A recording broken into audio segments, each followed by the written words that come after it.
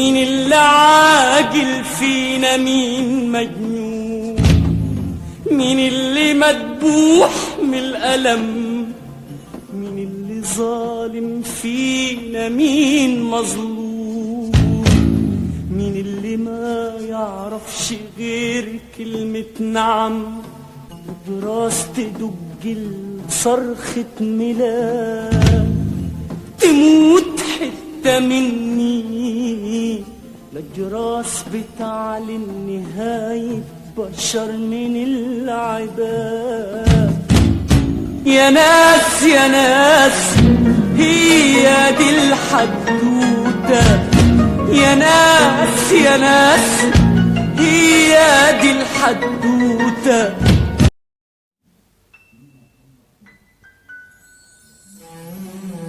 وعندما وصلنا الشقة دخلت أمي إلى أبي وقالت له: بنتك جالها عريس.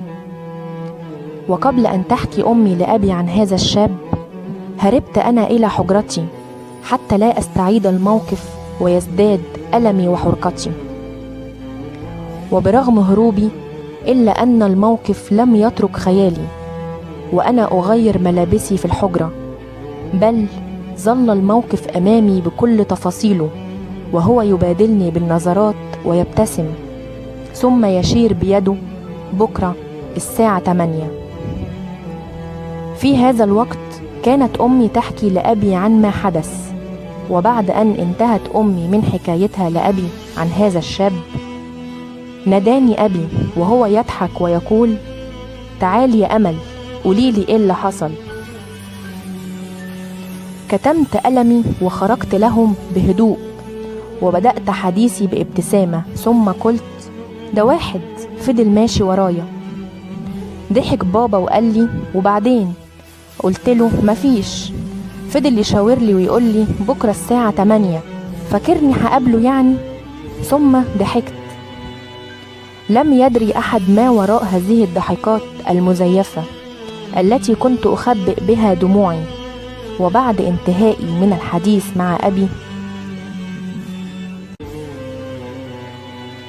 دخلنا أنا وأمي الحجرة لنفرز المشتروات، ولكن وفجأة اكتشفنا أن شيئا من المشتروات تم تبديله بشيء آخر، فوقفنا أنا وأمي متعجبان نتساءل إزاي حصل كده. فقررنا أن نذهب غدا لتبديل هذا الشيء، ولكن بعد اتخاذ قرار نزولنا تراجعت أمي وقالت: لو رحنا بكرة هنلاقي الولد مستنيكي حسب الميعاد اللي قالك عليه، وممكن يفكر إننا رايحين عشانه. رديت بتلقائية وقلت لها: وفيها إيه؟ ضحكت أمي وقالت لي: لا والله. قلت لها: عادي، كأنها صدفة. قالت لي: لا طبعا ما ينفعش. افتقدت هذه الفرصة من غباء صراحتي لهم بإفتاش الموعد بكل عفوية. وبعد مرور يوما كاملا نزلنا في اليوم الذي يليه، ذهبنا إلى نفس المكان في نفس الشارع حتى نسترجع المشتروات.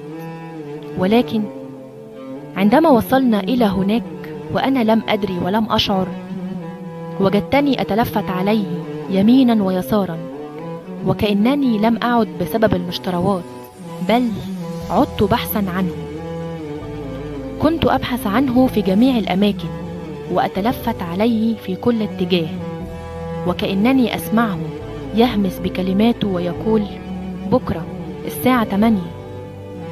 ظليت أتلفت ولم أجده، وبعد انتهاء أمي من تبديل المشتروات نظرت إلى الشارع والحزن يظهر في ملامحي. كنت أتذكر نظراته، إشاراته، ومطارداته لي في كل مكان. كنت أنظر إلى وجوه كل من حولي من الناس وأتساءل بداخلي: محدش شافه؟ ده كان واقف هنا، ده كان ماشي هنا.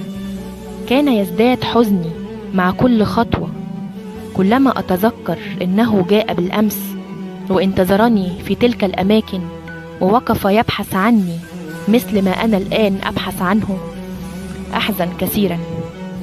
وبرغم لهفتي كانت خطواتي تتعجل الرحيل من هذا المكان حتى لا أشعر بفقدانه بهذا الشكل المؤلم، وحتى يكف بداخلي عذاب الضمير.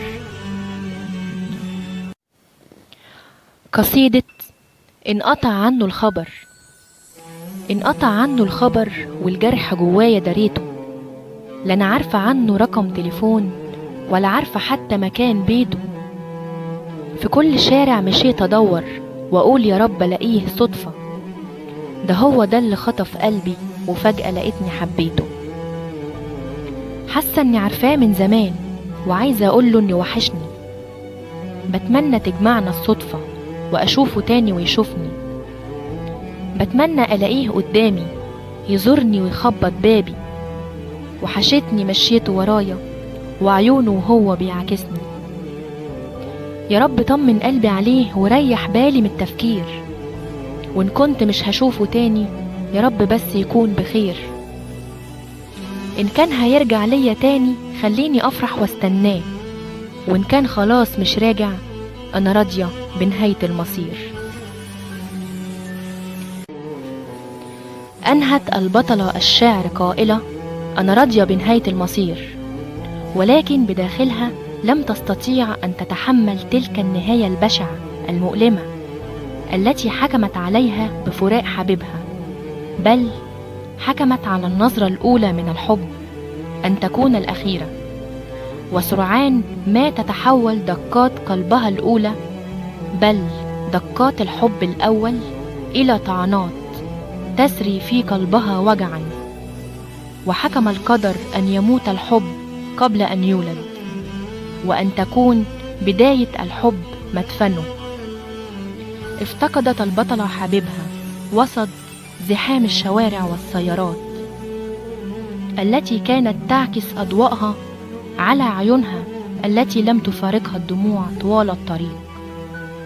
كان شعورها بالذنب يقتل قلبها وهي تبحث عنه على الطرقات قائلة يا ريتني جيت امبارح.